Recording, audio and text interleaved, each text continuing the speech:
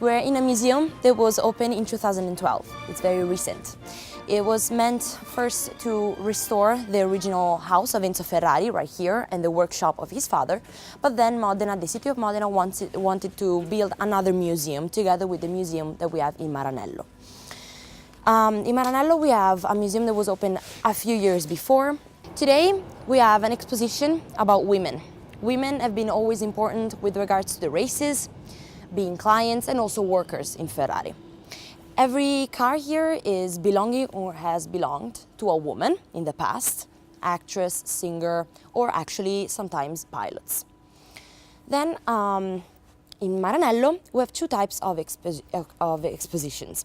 One is about the processes of making a Ferrari, and it's called Ferrari Under the Skin, and compares a car with a person that has an engine, which is the heart, a body shell, which is the skin, and then the chassis, which is the skeleton, and is in collaboration with the Design Museum of London. The second part is about the 17th anniversary of Ferrari that was celebrated last year. I said that every year the exposition changes. The museums never shut, only 2 days every year, the 1st of January and the 25th of December. The rest of the days the museum is opened and changes its expositions during the night. So sometimes you come here the next morning and you find different cars, different themes and different photos as well. Here we are in the house in which Enzo Ferrari was born on the 18th of February of 1898. He was born on the first floor of this house. Here we have the workshop of his father. His father was a mechanic, was working for the train station. That's why we are very close to the railroads here. He was very close to his job. So Enzo Ferrari is born in a world of engines and motors, and this will be, of course, very important for his future career. Enzo Ferrari falls in love with cars and races when his father takes him to one of the first races in Bologna when he was only 10 years old. He starts dreaming about becoming a pilot. In fact, his first job when he was an adolescent will be actually a pilot. He will start working for an Italian factory called Costruzioni Meccaniche Nazionali. He will start driving cars and winning, these small races until Alfa Romeo, one of the most important car brands back then, calls him and says, "Okay, you're very talented. We want to collaborate with you. Can you work with us?" And of course, it was his dream to work for a very big industry, and he starts a collaboration with Alfa Romeo for about 20 years, from 1919 to 1939. In 1929, so about 10 years after starting working with Alfa Romeo, two very important things happened in his life. The birth of his first son, Dino Ferrari. And so Ferrari wanted to leave the races and promised his wife to stop driving, because back then it was very dangerous driving. Many pilots would die during the years. And he didn't want to leave his son as an orphan without a father. So he stops racing and he focuses on being the director of Alfa Romeo. He will have actually his Auto Avio Costruzioni, his first factory, located here in Modena, and will move it to Maranello, and this was the initial project. He had a piece of land there and moved the production in 1943. On the same year, the factory will be bombed, destroyed completely, and production will have to start again after the war in 1946. 1946, Enzo Ferrari can finally use his name, and the year after, in 1947, establishes Ferrari, that we know nowadays with the prancing horse, which is the famous symbol. Enzo Ferrari will die on the 14th of August of 1988 at the age of 90 years old. Here in the center, we see the photo of the factory nowadays. The factory is very big. It's called Cittadella, which means little city, because it's shaped like one. It has zebra crossings, a lot of lights. Employees travel with the bikes to move from a department to another. The dimension is about 500 square meters and more than 45 buildings. Here, the entire production of GT cars is settled, is here, while for Formula One engines and Formula One cars, we have a different building that was built in 2016, so very modern building. Ferrari wants workers to be in a very relaxed, in a very ordered and clean atmosphere and place. That's why if you enter into the factory, you don't notice any dirt, anything. It doesn't seem to be a car factory, because the quality of the work is transmitted into the quality of the car, of the result, the final result. And this is very important for us. Here then we talk about the famous symbol of Ferrari, the prancing horse. Enzo Ferrari did not choose this horse because he liked horses or he owned some, but for a specific reason. The horse that you see in silver on the top is the original horse. It was a horse that belonged to Francesco Baracca, famous World War I hero from the Italian aviation. Back then it was not developed like nowadays, and it was one of the first geniuses and heroes back then. This hero will unfortunately die in 1918 during the First World War. He used to keep the horse on the tail of his airplane. In 1923, Enzo Ferrari meets the parents of this Francesco Baracca doing a race in Ravenna, and the mother, the Countess Paolina, decides to give this symbol that her beloved son used to Enzo Ferrari to use on his future cars, because she saw in Enzo the same talent, the same heroic, character and figure that her son had, and decided to give the permission to use the prancing horse. Enzo Ferrari will modify and edit a little bit the horse. He will add yellow, as you saw also on the roof of the museum. Yellow is a very common color here, is a symbol of Modena together with blue. He added the tricolor representing his country, Italy, the initials SF, Scuderia Ferrari, and the tail of the horse, if you see, is pointing upward instead of downward as a sign of triumph and victory. Enzo Ferrari finally establishes the Ferrari factory in 1947.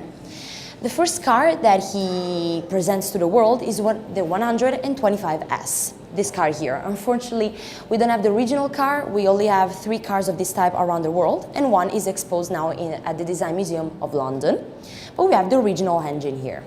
In the 40s, finding an engine with this dimension and this power, 12 cylinders, was impossible. You could find engines of this type usually in laboratories, in experiments by British or Americans, not on street-going cars or racing cars. That's why Enzo Ferrari will always be criticized and also underestimated. Some people thought that he would never gain the success that he thought he deserved. However, last year we celebrated 70 years. So he was enough intelligent, to create something like this. This car will be invented and created for racing. Enzo Ferrari originally wanted cars for races. He didn't want street-going cars. But from the 50s onward, the market wanted cars that everyone could drive, more comfortable cars and more elegant ones. And he starts producing, as we will see later on, cars for everyone and also for women. So enough elegant and nice for women as well. You'll notice that in this room we have 2 colors. We have white and purple. Why do we have purple? Enzo Ferrari, as you will see in those documents there, used purple ink to sign and write documents. His father used to use this particular original color, and to remember of his father that he loved so much, he will use the same color. That's why we have purple here. Here we have some pictures representative of his life since when he's an adolescent until he's an adult. Enzo Ferrari will have 2 sons. As I told you, Dino Ferrari, born in 1929, will have the same passion and talent for engines. He will actually invent a type of engine with 6 cylinders that will be afterwards called the engine Dino. Dino Ferrari will unfortunately die at the age of 24 years old for a muscular dystrophy. It will be a tragedy for Enzo Ferrari because it was the first son, and also because they shared the same passion, the same talent. Here in the office you see original objects of Enzo Ferrari and also the picture of Dino Ferrari. Enzo Ferrari would cry only when talking about his son. He would never cry for anything else. And after the death of his son, he will visit his tomb every day before going to work. He was very systematic, and at 8:30 he would go to the cemetery and then go to work at the factory. Enzo Ferrari will have a second son. He is still alive. He's called Piero Ferrari. He's about 73 years old and he's the vice president of Ferrari nowadays. So this was the workshop of Enzo Ferrari's father. It counted 30 mechanics, so a pretty big workshop back then. It got restored and painted, but the form is the same one. Nowadays we have the engine museum. As you can see in the center we have various engines from 1 cylinder to 12 cylinders and also Formula 1 engines. And then on the sides we have some pictures representing, Enzo Ferrari's life and the most famous events and dates during his life. The Farrari Museum shows off the history of the Ferrari. Love fancy, fast cars. Today here in Modena we have an exposition which is called Rosso e Rosa, Red and Pink, to celebrate and commemorate women. Women are important with regards to races, but also as workers and as clients. We start talking about a car that is not in production anymore, a very modern one, the 458 Speciale A. A means aperta, opened up. It has an automatic roof that in 14 seconds can be opened or closed. We have this car here because it represents a very innovative technological revolution, because it's a car covered in carbon. Carbon is a very light material that allows the car to be very light and super fast. This car presents a V8 engine and has been created on the base of the 458 Speciale Italia. It's not in production anymore and only 499 vehicles of this type have been created and sold. We're gonna move then to this carbon. Carbon? Yes. Yes, like Formula 1 cars. Is it like fiberglass? Fiber, yes. Fiberglass.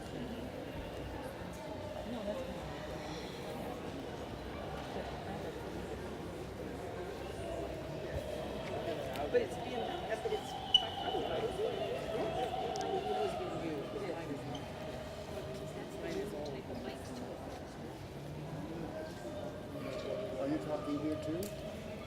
Yeah. Here with these two cars we talk about Deborah Meyer. Deborah Meyer is a finance genius who likes to use Ferrari cars to race during the weekend sometimes or doing Ferrari's events, such as Ferrari Challenge or Corse Clienti, which are events just for future clients or actual clients that Ferrari has. They are disputed in many circuits, in Monza, and also on the Fiorano track that we have in Maranello.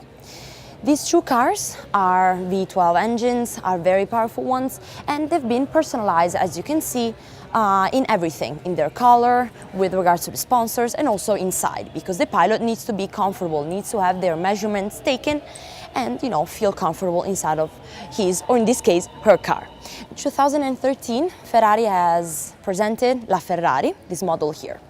This car is a supercar with a very limited edition. Only 499 vehicles of this type have been created and sold to specific clients. Not everyone could drive and buy this car, but only specific clients chosen by Ferrari itself. So when the car is being presented, also a list of potential clients have been showed in pre-production, and the car has been sold before being produced. This car is presenting a lot of characteristics of a Formula 1 vehicle, starting from the material. This car is very light because it's composed of carbon, 4 different fibers of carbon, which allows the car to be very light. The car weighs only 1,200 kilos, which is the weight of a Volkswagen Golf of a Fiat, very light. It reaches more than 350 kilometers per hour with a V12 engine and with an acceleration that reaches 200 kilometers per hour in less than 5 seconds, very fast. Inside, it has a very sporty form. Seats cannot be regulated, only the steering wheel.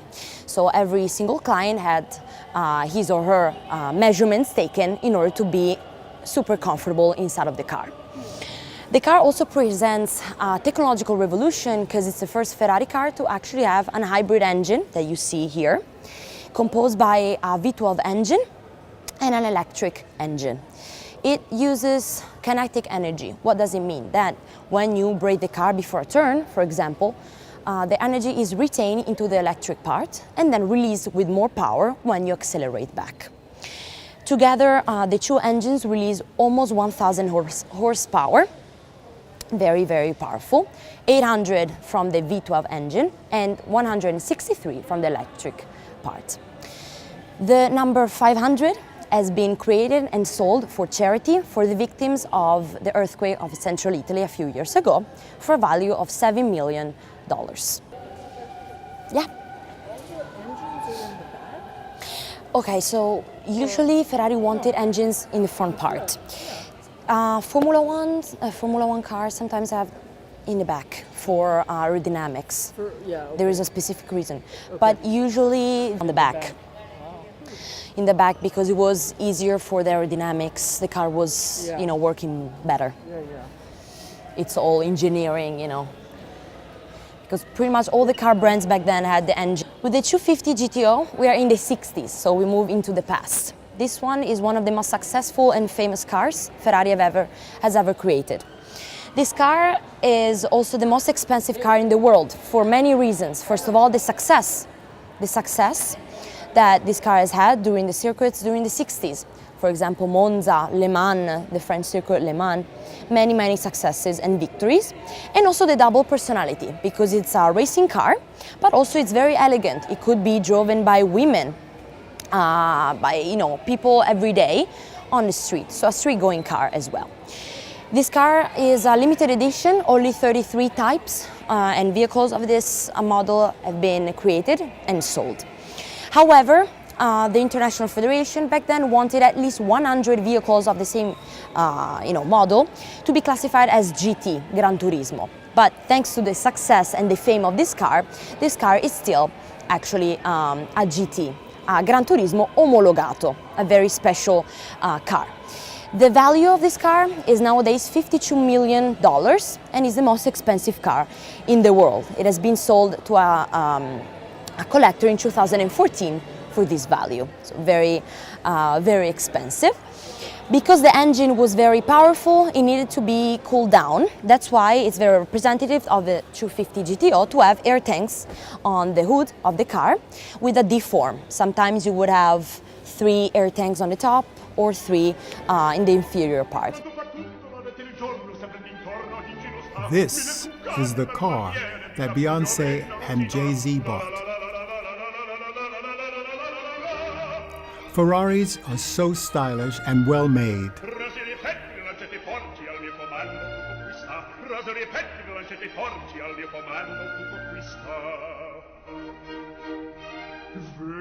In the 50s, one of the first Spider versions Ferraris is the California, the 250 California, from 1957. This car has been created and designed for the Americans, for the American market, because it was similar to a Cadillac car that back in the 50s Americans would prefer and love.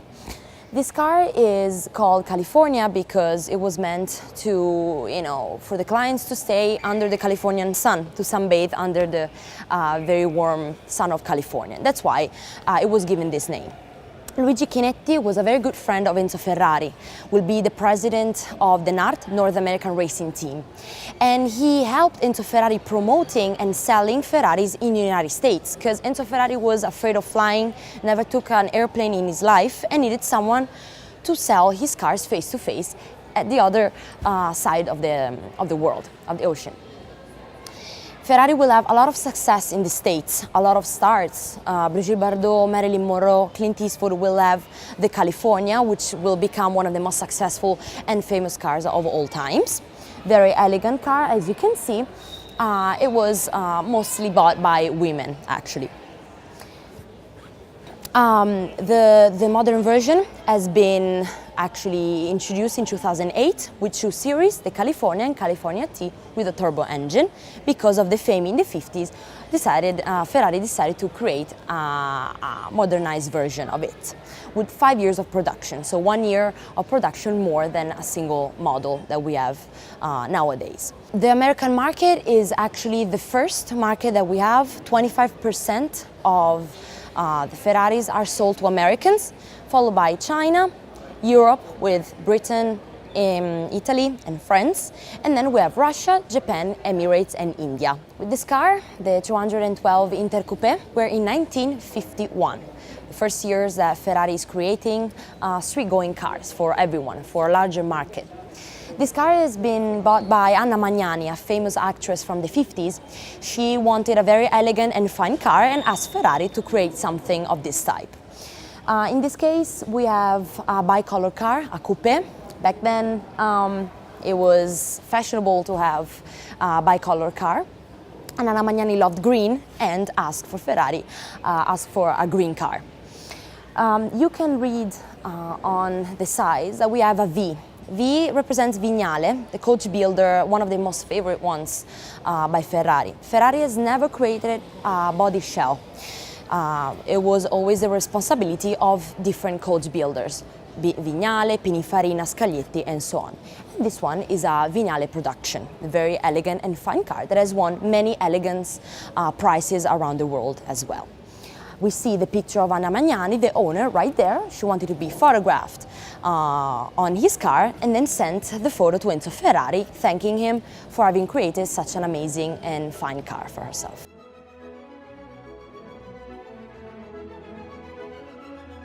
The streets are alive with lots of young people.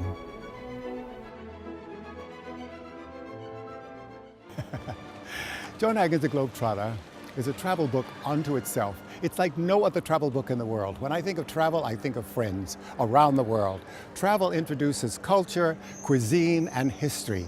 If you ever have the desire to see the world, the colorful photos will take you there. You'll visit Thailand, Vietnam, Brazil, Portugal, Sweden, and many more. Don't forget the aromatic recipes that will whet your appetite and allow you to dream. You know, when I think of food, I think of home. The cover of Jon Haggins, the GlobeTrotter is whimsical. It gets you in the mood for traveling. Remember, my world is your world. So get up, get out, and travel! I can't begin to tell you what it's like visiting Emilia Romagna. It is just an incredible food explosion. The food is everywhere. Italian food is extraordinary. I love it.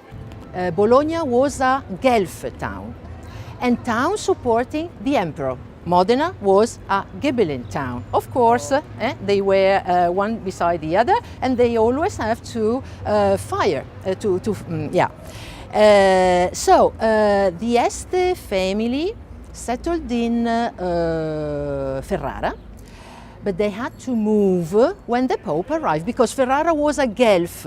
It has always been a Guelph town. And in the 1598, the last signore of the Este couldn't get a child. So the family ends. And because of this, the Pope said, okay, you go away, I come there. You know, remember the Pope arrived in Bologna, it was 1504, and they arrived also in Ferrara, 1598. So imagine the amount of power the Pope state had in that time. You know, the state of the Pope started in Rome and ended up here in the north, in Romagna, in Ferrara. So the Este had to move. Where did they go? To Modena. In 1598, they came here, they settled, and they brought here all their treasures that nowadays is inside this building, Palazzo dei Musei. All the paintings, all the sculptures. There's a beautiful statue sculpted by Bernini. Beautiful cathedral, which is on the list of the UNESCO site. We have 53 UNESCO sites in Italy, and one of these is in Modena, is the cathedral. In fact, it's not only the cathedral, it's all the square on where the cathedral is standing. That dates back to 1099, Romanesque style.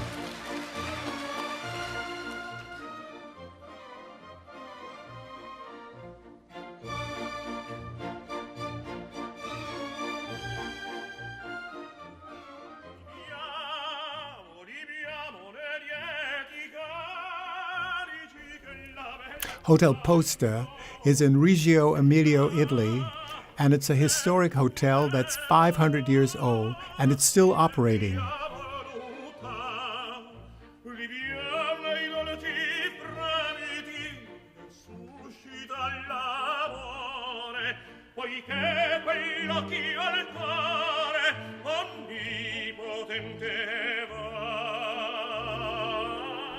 Modena has many colorful buildings.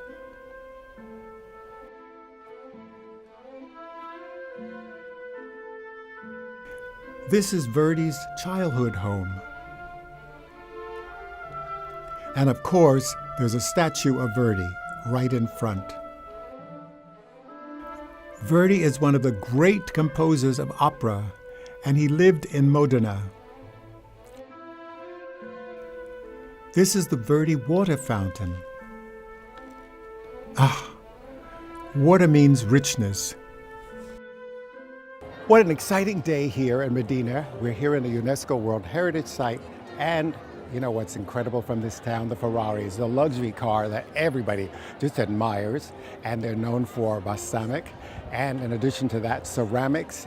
And it's just an incredible place. It's pretty, the colors are tropical. You know, it's a great town to walk, the cobblestone streets. Modena is a colorful historic town that you have to visit.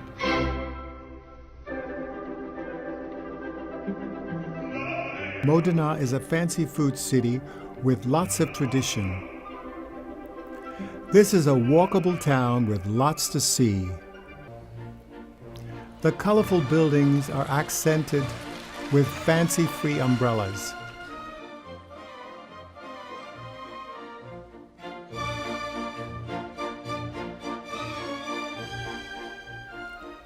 Salami shops are throughout the town.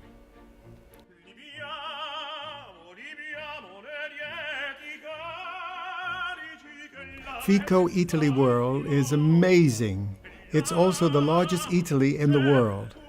It offers lots of Italian specialties. Here we are. One of the highlights of Modena is the Palazzo Ducale. Here, the Este family was living starting from 17th century when they had to move from Ferrara and they settled here. And this building dates back to 17th century. Apparently, architects like Bernini, Borromini, they were busy in this building site. Wow, what an incredible experience in Emilia Romagna.